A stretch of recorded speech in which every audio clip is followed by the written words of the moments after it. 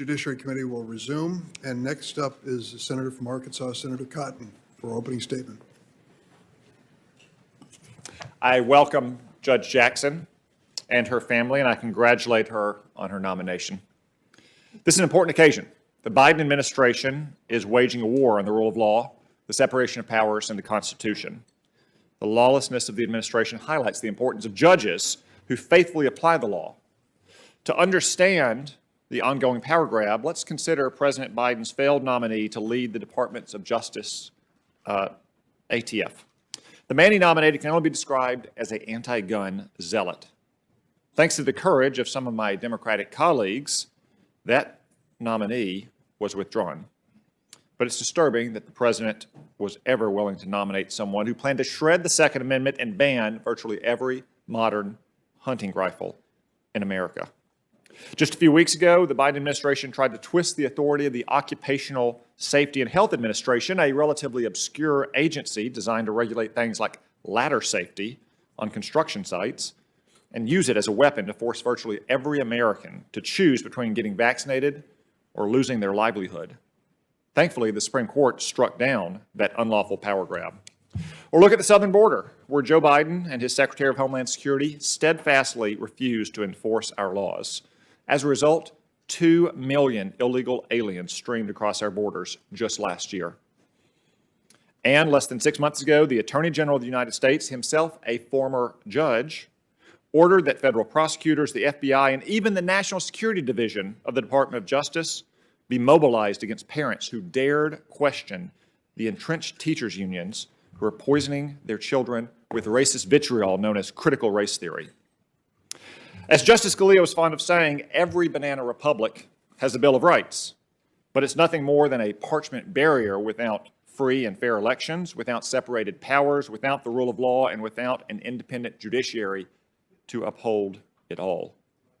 Perhaps recognizing what Justice Scalia meant, the progressive left is not just threatening the rights of Americans, but our very system of constitutional government.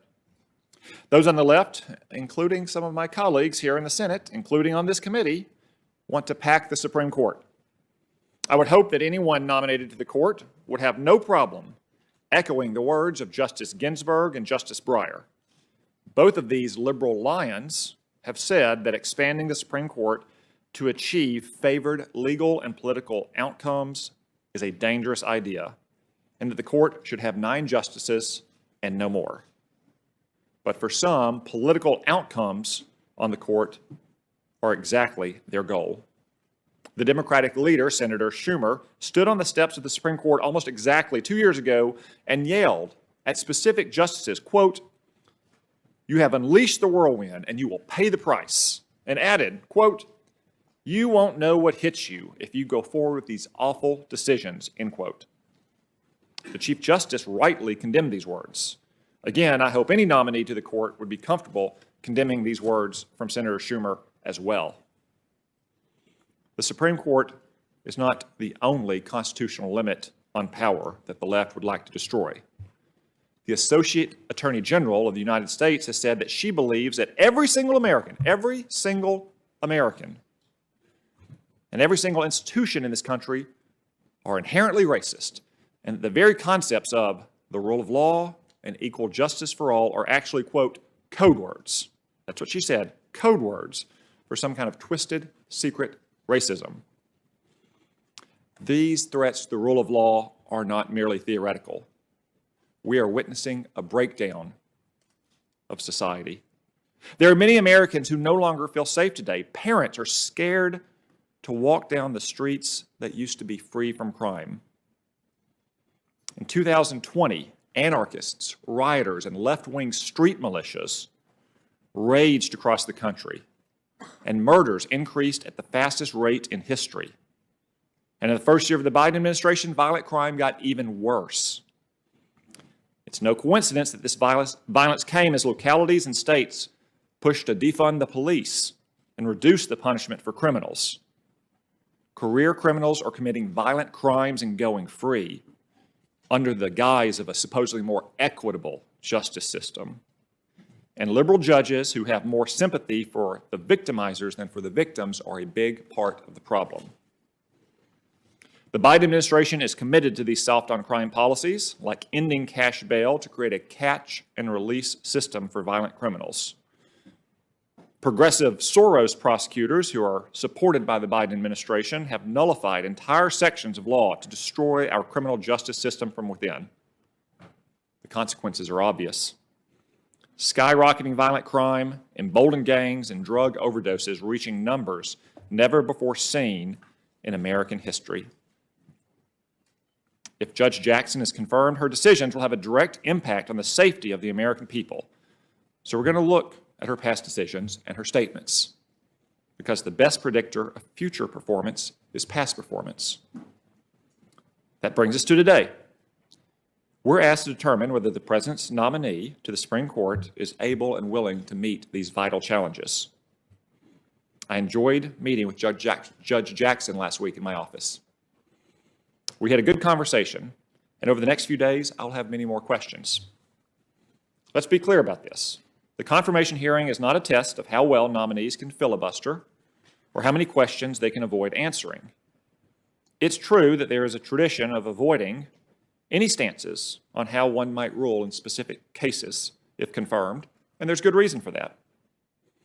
But that's not a license to refuse to discuss one's views of the law, how one would go about conducting legal interpretation, or one's philosophy as a judge. Judge Jackson isn't nominated to be a district judge or a circuit judge this time around, so it is not enough to say that she will approach things with integrity and fairness and faithfully apply precedents set by higher courts. Just as you wouldn't hire a teacher who refused to say anything about their teaching philosophy other than that they would look at the curriculum and appropriately teach the students, it's not enough to say only that one would look at the facts and arguments in the case and fairly apply the law. That wouldn't tell us anything about how one plans to do the job, how one interprets the law, how one understands our Constitution. It's no secret that I voted against Judge Jackson's nomination to the Circuit Court last year, but I want to give her the opportunity to show why I should vote for her this time. So I want to be clear about what would convince me to support any Supreme Court nominee. I'm looking for a justice who will uphold the Constitution, not use it to invent new so-called rights. I'm looking for a justice who understands that the Constitution means what it says and does not mean what it doesn't say. Someone who understands that it is not up to 9 unaccountable, unelected politicians in black robes to decide some new evolving meaning of the Constitution based on public opinion polling or views of the legal elite. I'm looking for a justice who realizes that a so-called living Constitution really means that the Constitution is dead. Instead, we should have an enduring Constitution, as Justice Scalia contended. I'm looking for a justice who understands that there is a process for updating the Constitution, and that process is by amending the Constitution. I will not support anyone who seeks to rewrite the Constitution from the bench, rather than through our constitutional amendment process. I'm looking for a justice who understands that nobody is above the law and will not coddle criminals or put illegal aliens ahead of American citizens.